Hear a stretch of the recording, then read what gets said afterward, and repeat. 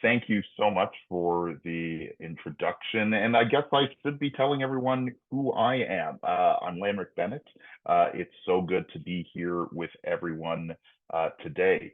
I'm currently the executive director for a small non-for-profit here in the neighborhood of Moss Park called Charlie's Freewheels. It's in downtown Toronto.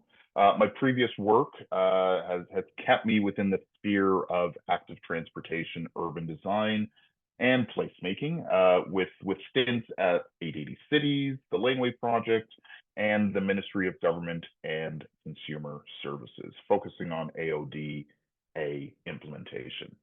I know a lot about my kids in this. I lean really heavily on them, and much of my advocacy is because of them. You're seeing a little picture there of my son Jackson when he was 5. I was really lucky to be able to travel with him by public transit, visiting all 100 public libraries. We nicknamed it Jack's Library Tour.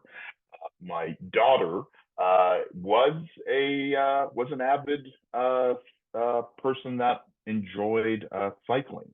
But a few years, or not even a few months into us being able to ride our bikes, Douglas Crosby was killed on the same route as our ride to her school. And after a few months, after writing to the mayor and writing to our counselor and a bunch of other people, she decided to go on bike strike. So as I say, a lot of my advocacy, a lot of where I focus my time and effort is really because of my 2 kids, and it's great to be able to share some of my insights about their lives with all of you. A little bit more about me. I am the bicycle mayor for the city of Toronto back in 2021. A organization based in Amsterdam called Bikes, BYCS, appointed me Toronto's bicycle mayor. I'm also a new urbanist in residence at the School of Cities, working on micro-mobility. I do a lot of stuff. I'm a jack of all trades, sitting on boards for Housing Now TO, the Blake Boultby Youth Outreach Service, the Bike Brigade, and the TD Friends of the Environment Foundation, and also the Toronto Sketch Comedy Festival. So I'm going to give you a little nugget of what really kind of put things in perspective for me for this talk. And it was a tweet that came up from the Globe and Mail's urban affairs reporter, Oliver Moore. And he was asking about downtown. He was asking what the boundaries were of area. And for myself, it wasn't so much that I wanted to answer that for me, but I turned it over to my daughter, and I wanted her response. And after a good 20-minute discussion, I posted what she had told me and how she felt her downtown was, and what it was to her to be able to just see this space as hers. Very different than many of the other responses of what a downtown was. And really the response wasn't so much bad, it was more dismissive because this was a young person, this was a person of youth that was putting forth her ideas. So I want to just give a full warning, a full disclosure that we are not here to talk on behalf of young people, but rather to share some of the learnings, reflections, the pieces of the pie that have emerged from working close to young people. I'm blessed to be a father of 2 teenagers, Jackson 13, my daughter turning 16. I think it's going to be a real interesting conversation. So their third space, exploring the power of community spaces for youth. And what's the role of a third place? In the 1980s, American sociologist Ray Ollenberg developed the notion of a third place. This is a place that isn't your home, isn't school or work. It's another location where people would exchange ideas, have a good time, build relationships. And um, we ask that question of whom do we talk about when we're talking about youth? And that really does depend a lot on where you are in the country. For us right now, or at least within the Ontario region, a lot of that is really determined on many factors. Some programs have it from 12 to 25. Others extend that range out to 15 to 19. The way in which the data that we're going to kind of be looking at right now was kind of extracted from how the government, how their policies look at youth as almost what happens when you turn to become an adult, and our province feels that 18 is that level of becoming an adult. So anything 18 and below is that youth piece.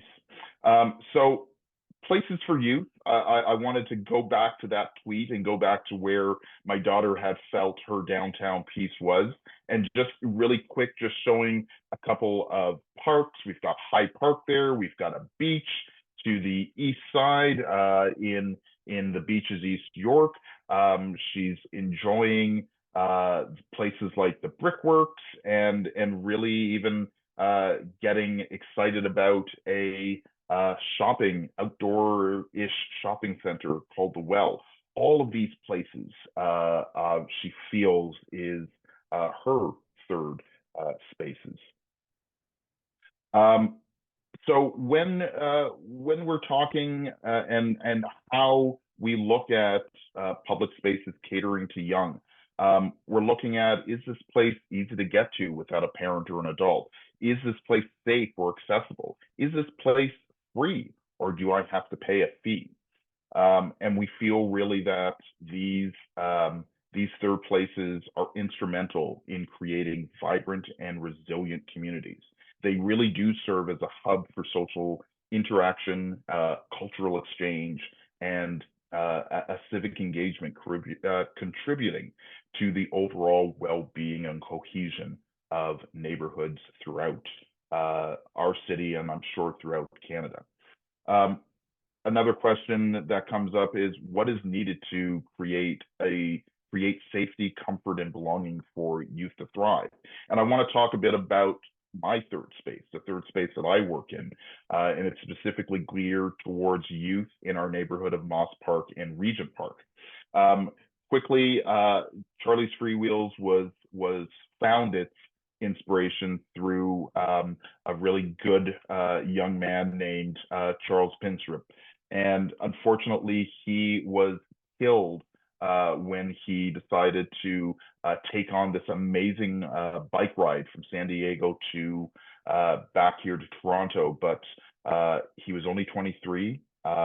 When he died, his friends, his family really felt that his passion for cycling, his passion for community needed to come together under one roof.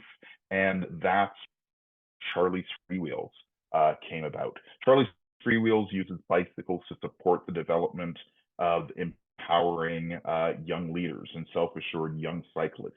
And we do that by improving youth access to bicycles, facilitating bicycle-related skill development, and inspiring youth to ride with confidence. One of our signature programs is called the Build a Bike program. And the core of this program is consisting of 30 hours of class time, bike mechanics, education.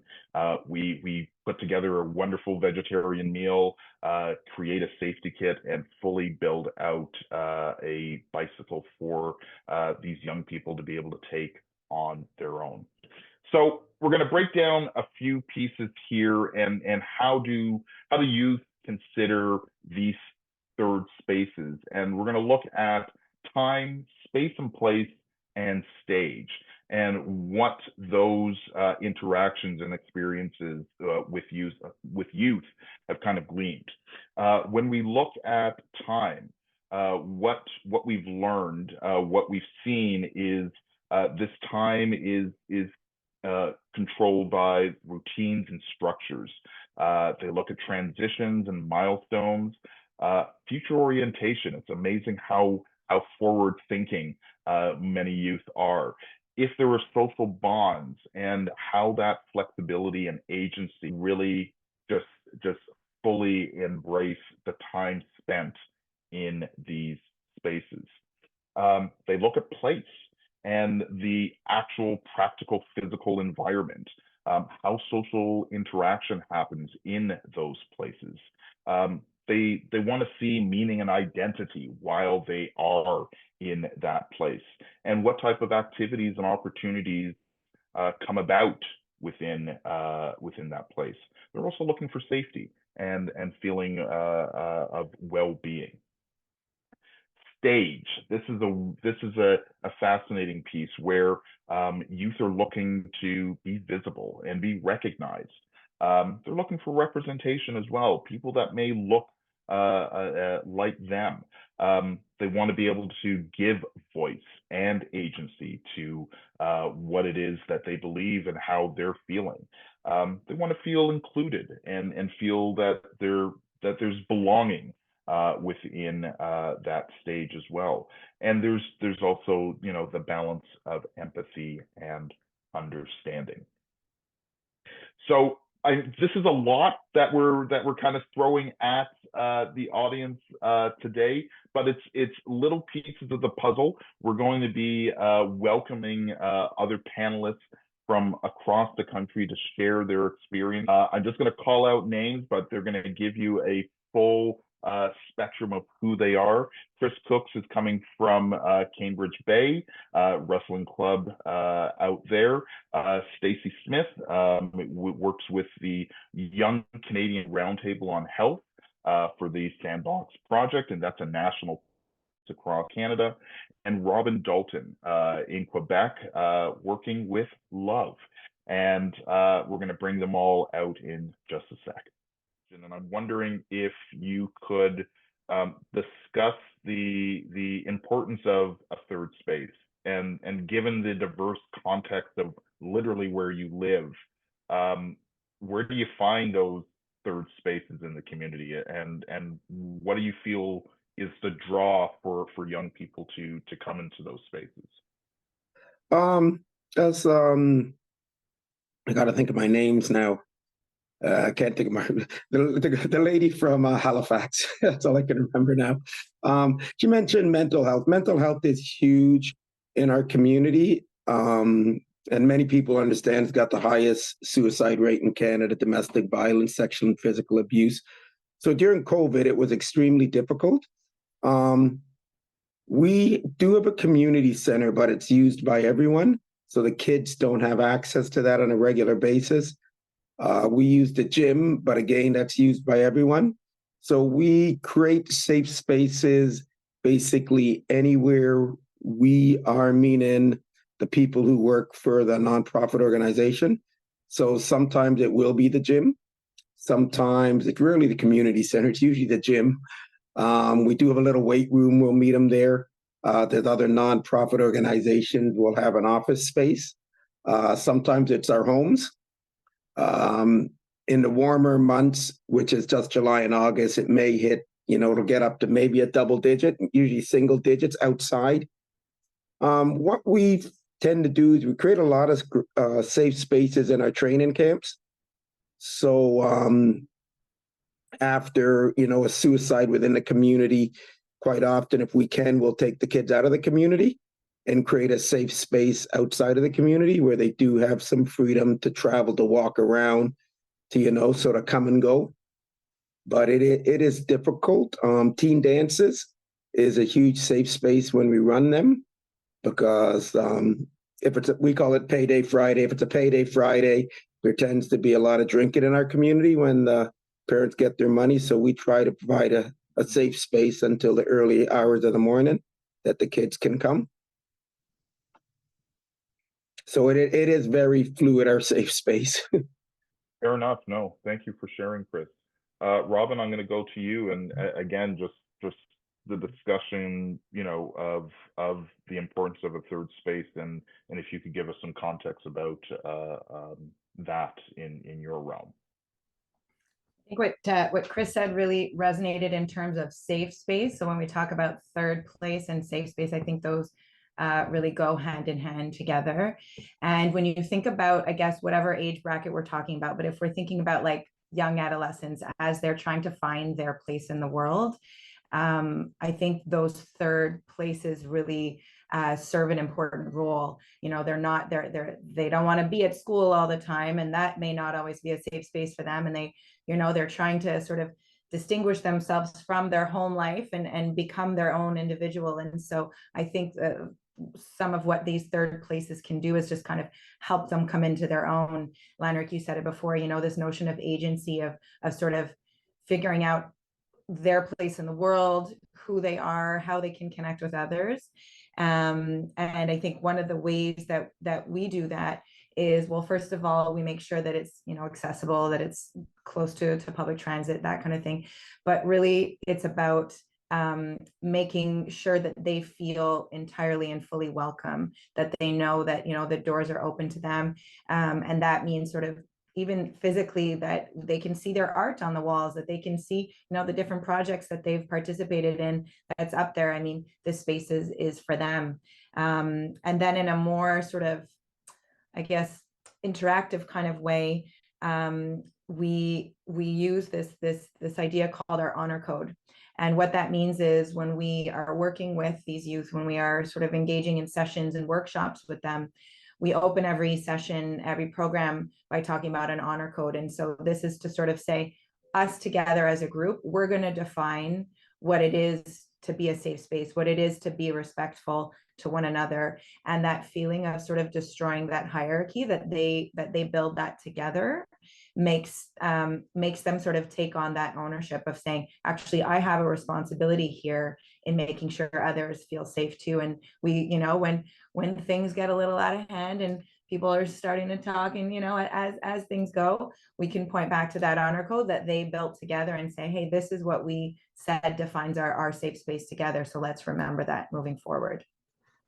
I like that it's something that they helped to craft, and that there is an ownership in the fact that, all right, I kind of put my thumbprint on how I should be acting and reacting and behaving within the space. That's really cool. Thank you. Stacie, again, we're discussing third spaces, and give us a bit of context on what that looks like in your realm. Yeah, absolutely. I mean, it's a little different on the East Coast, and not only do I have some experience with those spaces within Nova Scotia, but I am originally from New Brunswick and have worked in nonprofit work in New Brunswick. And these spaces do look a bit different in both, just due to the fact that resource capacity and offerings and funding is very different between the two, with Nova Scotia probably going in a more positive direction. In Nova Scotia, especially Halifax, these spaces are needed because we've had an uptick actually in the last 2 weeks of some violent crime involving youth. So these spaces are definitely needed because a lot of parents and their children are very worried and scared and want to make sure their children and youth are safe. So a lot of these look like community centers, places to play sports. That's probably one of the most popular avenues of wanting to be part of the community is basketball, pickleball. I'm thinking of one of my other former employers in Halifax that has a very big community center, and youth flock there every day after school. I'm also part of a team that's working to find another space in another area of Halifax, because a lot of youth that aren't as interested in sports have nowhere to go. So there definitely is a need for more collaboration, because this process hasn't been easy. We're just a bunch of community organizations. I don't want to say just, but we're community organizations that are working with the city of Halifax to try to make this happen. It's not always easy. So there definitely needs to be more collaboration to make more of these spaces that are absolutely needed, because also some of the spaces that already exist are at capacity with a lot of external events too. So with the spaces that we do have, they're not always accessible because of cost, because of that limited capacity. So there is more of those free spaces that are needed. So we hopefully will see a little bit of a decrease in the violence that we've been seeing. That's been unfortunate. Again, it's been an uptick over the last couple of weeks here in the city. So overall, it's been a good experience, but I'm hoping for improvements to come. Fair enough. Stacie, I'm going to keep you on because in all of the facets that we've just talked about over the last little bit, mental health continues to come up as a piece of that puzzle, and I'm wondering if maybe you can talk about the challenges with mental health, and you've got, you know, diverse communities. What's the role of a third place in programming, and how you build self-confidence for these young people, that social connection? How do you address it in the context of the work that you're doing?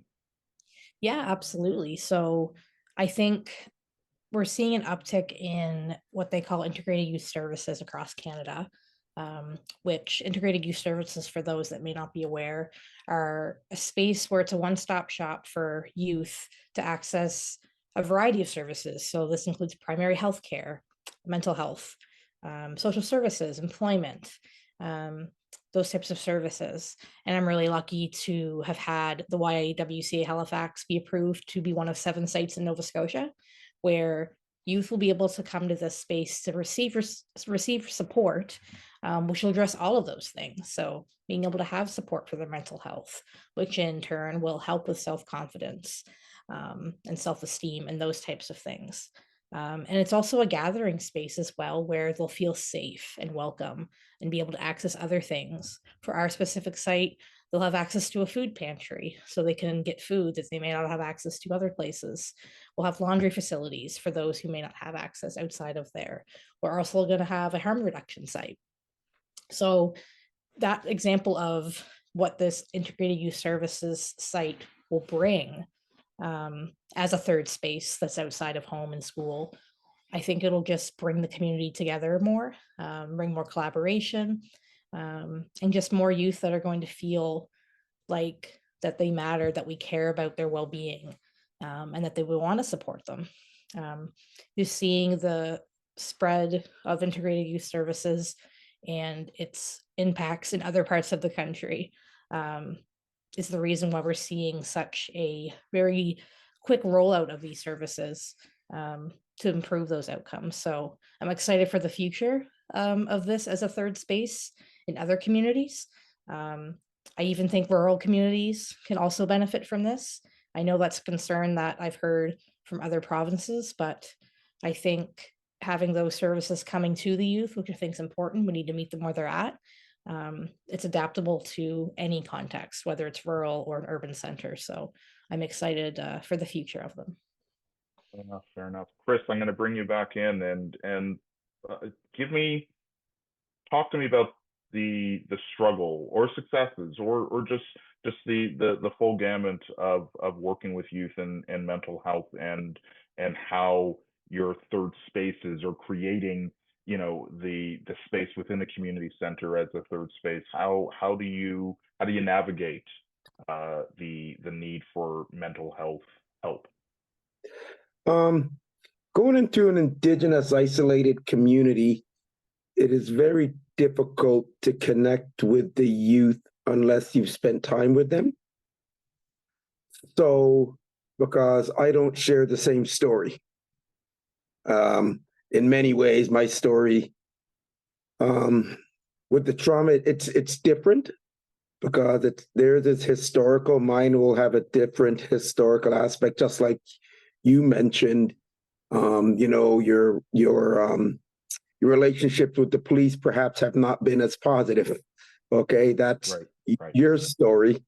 Other people may have a different story. So going up there, you have to spend a reasonable amount of time with the youth to develop a relationship. And only then can you facilitate counseling or mental health help, whether you are referring them to someone or you're helping them directly. So that's the biggest hurdle you have to overcome. Once you've made that connection, though, it can be lifelong. So my wife has also been up there. So she got a call like 4 a.m. in the morning from a person she had spent time with. I had another call, earlier today. So once you develop that relationship, even if you leave the community, it is still there. But There's that synergy. Yes, that's the most difficult aspect. And many people go and come from the community. You do make good money there. So as one young athlete told me, she thought, I thought you're going to be just like everyone else. So I was just going to get what I could get and that'd be it because I figured you'd be gone. So that's one of the toughest things. So we found that counselors that come and go, it's like putting a Band-Aid on a massive wound. Maybe it helps, but that connection is not there, even if they're. So, I mean, that's the biggest hurdle we find. By providing a safe space, it gives them a time to relax. So even when I was teaching up there, my classroom became a safe space. So as kids would enter, they'd say, and it was grade 6, 11-year-olds said, Chris, can I sleep? And I'd say, sure. And I had a spot underneath my desk. They could curl up and they could rest without any worry that something was going to happen. So safe spaces can be created, as I said, within my classroom, even if they hadn't come, 30% of the time, and they'd meet me at the door. And their first question is, can I sleep? And it'd be yes. So simple spaces like that at a teen dance, someone may come and they're clearly intoxicated. And we provide that safe space where they don't want to drink anymore or do drugs, but they want to go somewhere. So it's a safe place. They can try to sober up, and no one's going to bother them or no one's going to pressure them to consume more alcohol or to do more drugs. And as I said, when we travel, they're huge safe spaces because they're away. They can start to relax. They know they can sleep without, locking their doors or being hypervigilant. And they have an opportunity of, exploring a little bit on their own, whether it's a hike or swimming in a pool and, hey, I can just be a kid for a period of time and not have to be concerned what's going to happen that night. And not to say, these things are always bad at home, but sometimes it's just the uncertainty. So things may be good for an extended period of time, but it's that uncertainty. And it's not that the families don't mean well, but they have their own intergenerational trauma, which is handed down. And so we're basically trying to break the cycle and show them a different way. Right. Thank you, Chris. Robyn, again, we're mental health definitely is top of mind here, and very much wanting to hear from you on the context and how that is navigated through the spaces that you're able to provide for youth. Yeah, I think I so agree with what Chris was saying around the importance of building trust. This is about creating relationships where they know that they have, responsible adults that they can count on, that they can trust, that they can confide in. The core of what we do at Love is actually around mental health support, but we are a complement to clinical services. So we're not there to be a therapist. We're there to sort of be those safe spaces when they're out of therapy, when they're, just looking to connect with like-minded individuals who have maybe gone through similar experiences and want to, get together around an art project, want to get together around a table and, do some beading or what have you. It's just sort of creating those moments for these young people to feel that they belong, to feel that they can be part of a community. And what Stacie was saying as well around the integrated youth services. So in Quebec, they launched a program called Air Ouverte, which is exactly that. It is the idea of creating integrated services for young people to access around mental health, around, even physical health.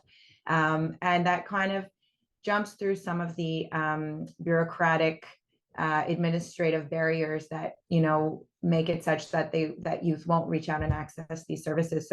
So far we found these to be very successful spaces in the community, but I think the one thing that's important and that we've learned is, the work we do is about building bridges, is about showing young people that they belong in their community, that they can go and reach out to services, but that sometimes they're going to need their hand held. So it's not enough to just say, there's this great organization or this great resource and you should contact them, but literally have our staff be the one sitting with them, making the appointment, bringing them there, because we can't take trust for granted either. And so if we're going to share that out and sort of be that link, then we really have to take that seriously in terms of what that looks like, and take it to its final place, which is, I brought you to the appointment. Now you're going to sit with this person and have that conversation. So yeah, I think both of those elements are really important.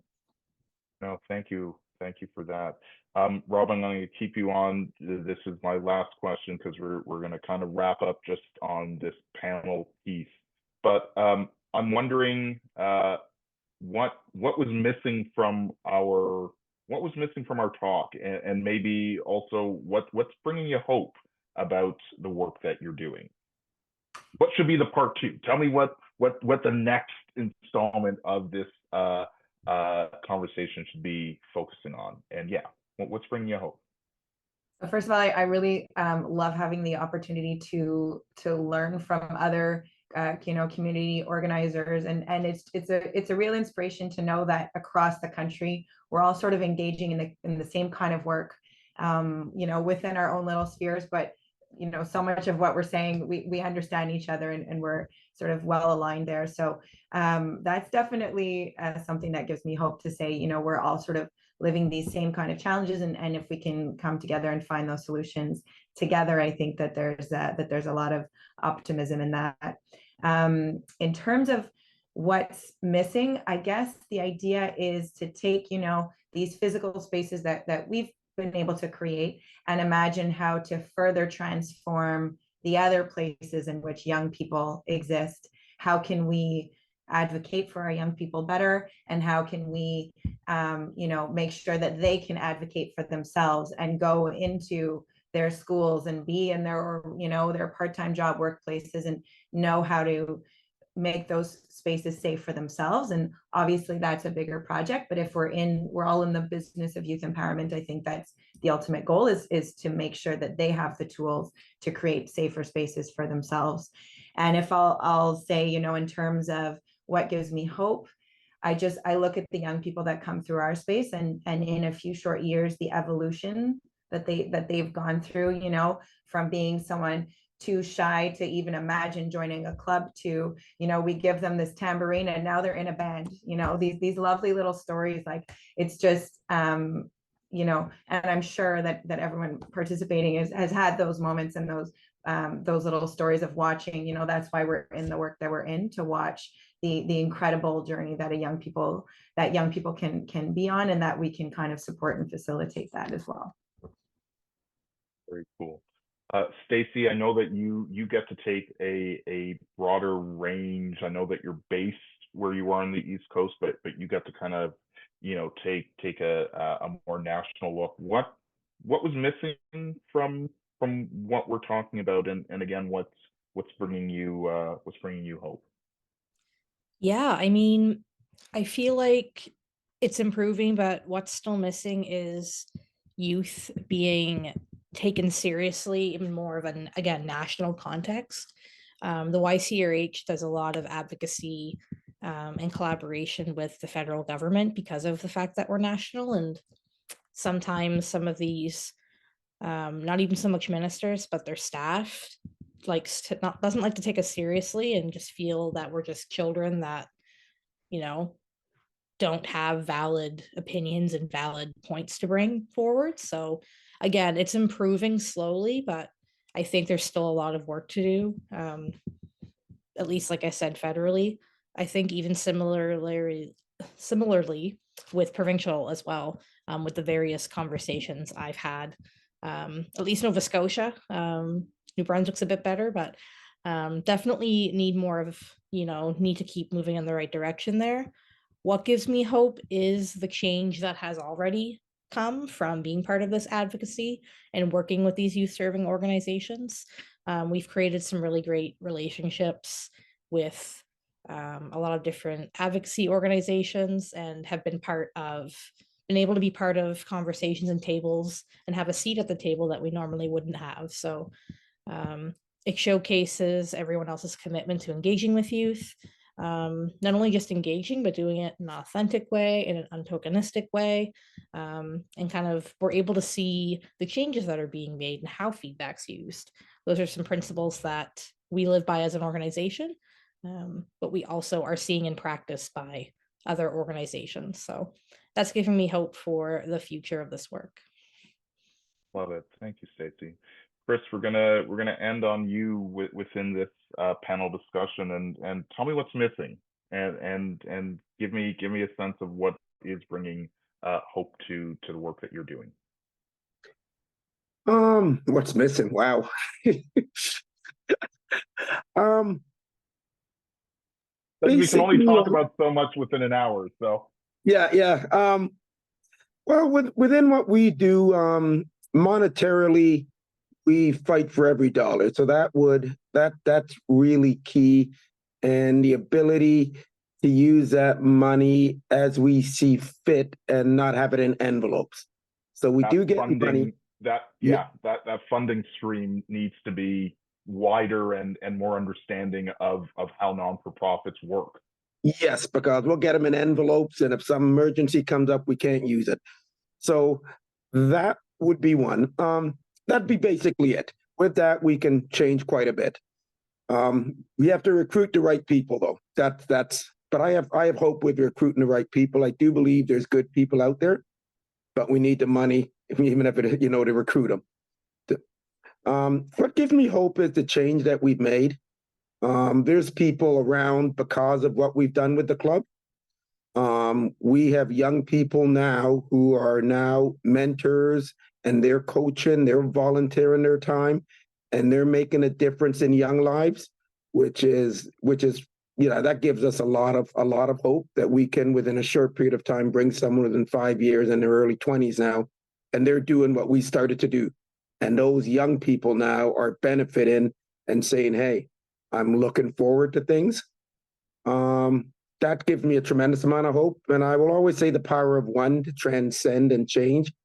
Basically, some people get frustrated because they can't move the masses, but I will always say the power of one is incredible. And the ability for our young people to tell their stories.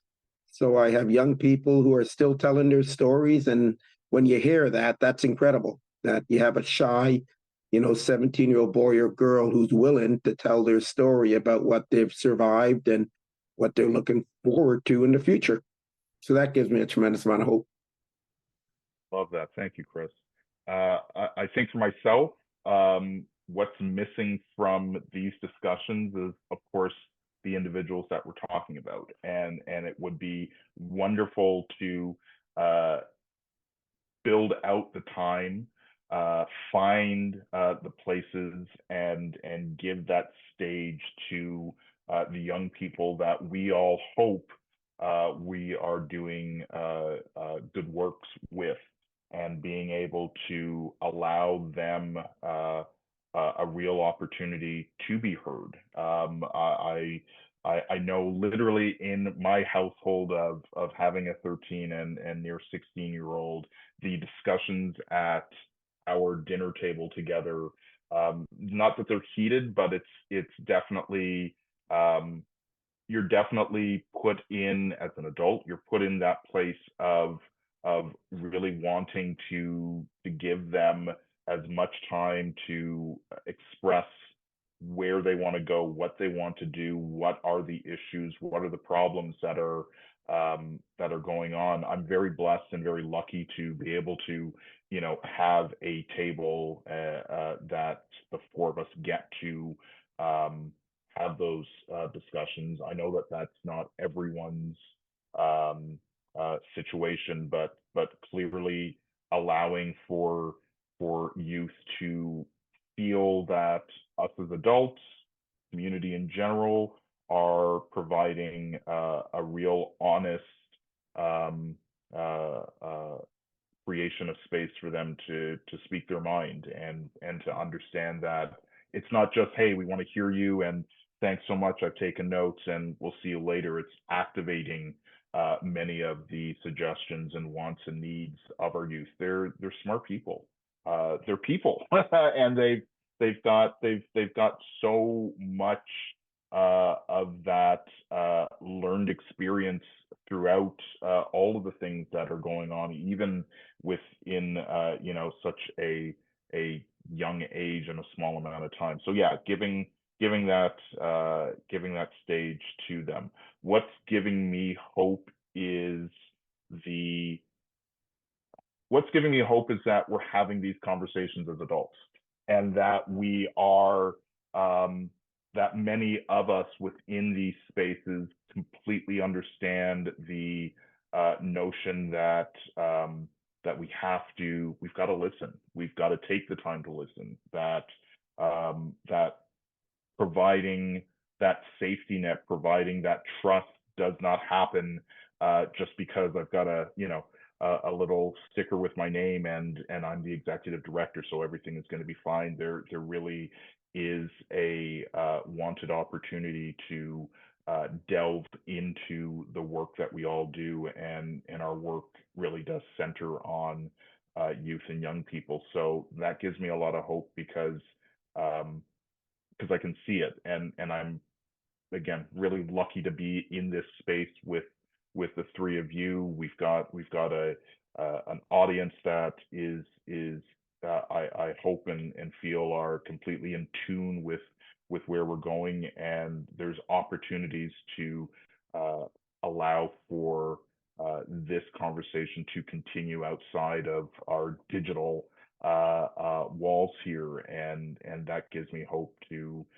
just further the conversation. So our panel discussion is kind of at an end, but we're not done yet. We're going to be opening this up to the audience. So I'm going to turn it over to our other host, and thank you so much for allowing me to roll with this wonderful group of people.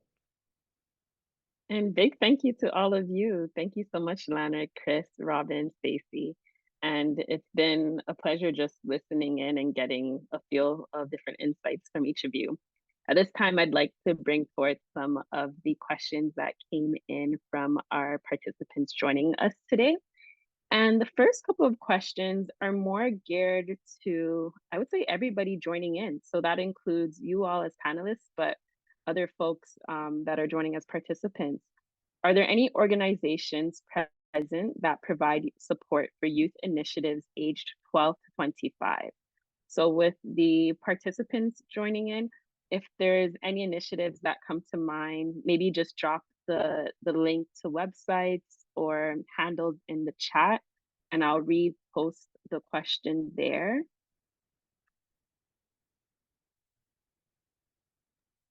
And I know for panelists, yeah, go ahead, Lanrick. I'm just going to throw this out, and I mean, it is Toronto specific, but I know Halifax has great libraries, Montreal as well. Check out your local libraries as a piece of social infrastructure. I am continuously amazed at how the notion of our libraries being more than books is so completely true. Like they've got stuff going on. And here in Toronto, our Toronto Public Library has, in many of their locations, teen sections with a librarian that works specifically with young people. So definitely take a look at what your libraries may have to offer if you have them in your local community. Thank you so much, Lanrick. I think my mind automatically goes to the virtual space, and we neglect oftentimes going into physical spaces. So thank you for just naming that, the library. The second question, or let me pause here. Was there any other organizations or initiatives that come to mind from any of our other panelists?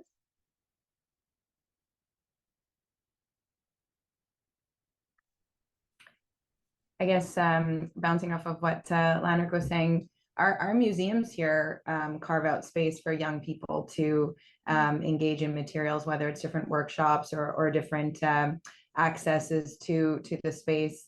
The Musée des Beaux-Arts, for example, has workshops available that young people can sign up for. So I think that's what's always interesting, is to open their eyes to these physical spaces and like encourage them to get out there and connect in their community.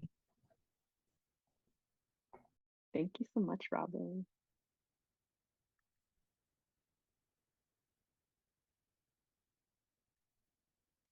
The second question that came in was Vancouver specific. What are some funding opportunities for youth initiatives based in East Vancouver for male identifying youth aged 12 to 25 in terms of support with housing, employment, etc.? So I'll also extend this to participants joining in the chat as well. Feel free to drop the names or any links to initiatives that you're aware of. The next few are panelist specific, I believe, or still open. How can we ensure youth engagement, especially when they are very much into their gadgets? How can we get them on street and places? And I'll drop that in the chat as well.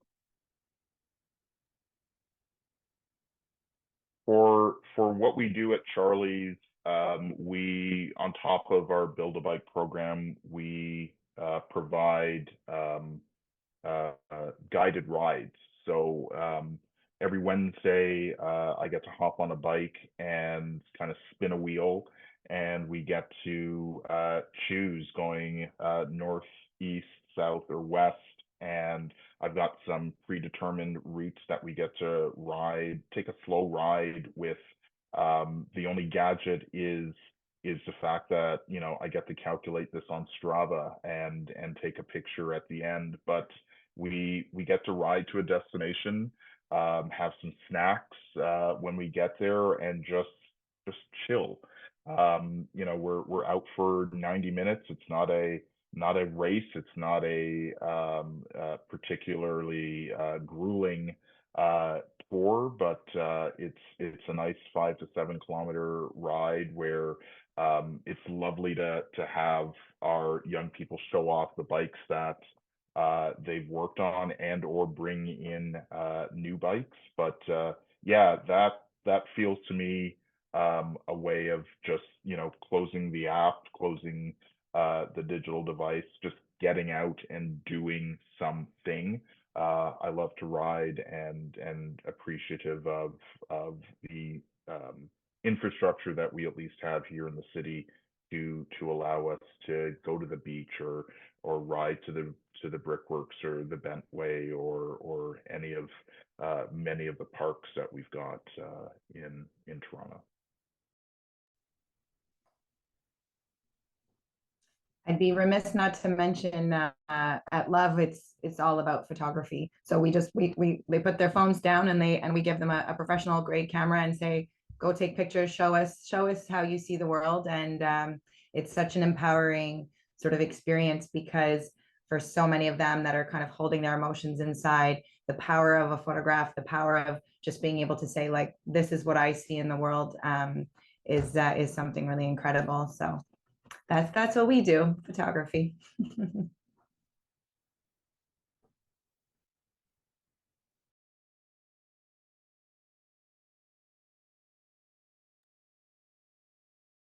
Any other thoughts or comments before we dive into the next question from our panelists?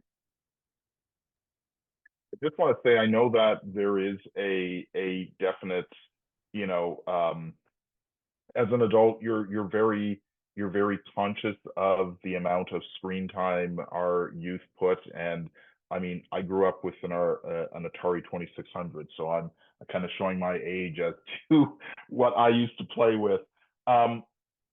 It sometimes, and I'll say this just in my personal experience, sometimes sitting with youth while they're playing the game is, and I know this takes time and this, but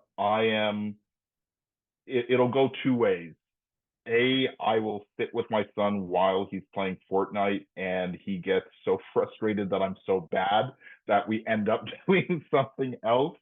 And or you know, I'm with my daughter and we're looking through TikTok and we find something that both of us, a song, a dance, whatnot, that both of us really do kind of glam on, and then we have like this great discussion on it. So I get, wanting to disconnect, but I'm also understanding that sometimes you need to bend a bit, and being there while they are on the device is also just a way of, as I say, you're either annoying them to the point that, yeah, we're not going to do this anymore, we'll figure something else out, or you find something that is a connected piece, and you get to, yeah, explore that as well.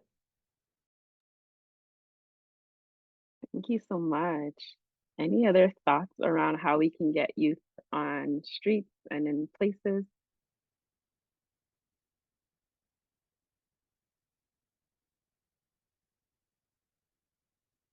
And I see we have a few questions flowing in. We do have a session that we're offering on May 10th, where we hope to continue the conversation around youth engagement and youth spaces. I'm going to drop the link in the chat just in case we run out of time here. I know we have to wrap up in just about 10 minutes. So the questions that we weren't able to tend to today, I would love to invite you all to please join us on May 10th. I dropped the link in the chat as well to continue this conversation around youth engagement. But thank you so much for the reflections that have been coming up. It's awesome to see the chat fill in as well as the Q&A. Appreciated. And just a warm thank you again to each of the panelists for coming today and sharing so openly about what you're experiencing in your communities, the strategies that have been helpful, the challenges that you've witnessed, and some of the ways that you've continued to work and support youth. I think it's a great space to have this conversation, especially when so much seems to be pushed online. It's refreshing to hear the diversity from online sessions and activations that are happening to in person. I see Stacie already dropped some contact information. I was going to ask the same. For folks that would love to stay connected, please drop your information in the chat, and we'll do that before we wrap up as well, with the links to all of our speakers and our panelists. At this time, I would love to invite Patricia forward to share the graphic recording that captured the amazing insight from today. What a rich conversation. Really, really enjoyed every moment of it. I'm hoping that you're able to see this larger. I think you might have to, there we go. Okay. So this is just a little bit of what I heard, but the biggest points and some that came out the most for me was the spending of time with youth, listening, making those authentic connections, and also like empowering the youth to have that time on their own in a safe space. But really important conversations. Thank you so much for allowing me to be a part of it. This is a work in progress, and I believe you will have access to this, to an edited version of this coming up. Definitely. Thank you so much, Patricia. Really appreciate it. You're welcome. And at this time, as we head into closing, just a few comments that we'd like to share to all of you that joined us from all over. Thank you so much for staying active, staying in the chat, keeping us flowing with the questions and commentaries. I've seen some networking happening as well. You can feel free to continue to drop the links to your initiatives, whether that's social media or websites, for folks to continue checking out. On our end, we'll be dropping the link to a feedback survey that will be available both in English as well as French. We will also share the link for you all to stay updated with what's taking place at Canada's placemaking community through our newsletter. So you'll have that link as well, and some information on how to stay connected with the team. I just want to thank everybody again for joining us at our mobilization session. It's been an awesome hour and a half-ish, getting to know a bit more about the speakers that were present, but also getting a sense of different ways that we can continue to be engaged and support each other. Thank you all, and hope you enjoy the rest of your day.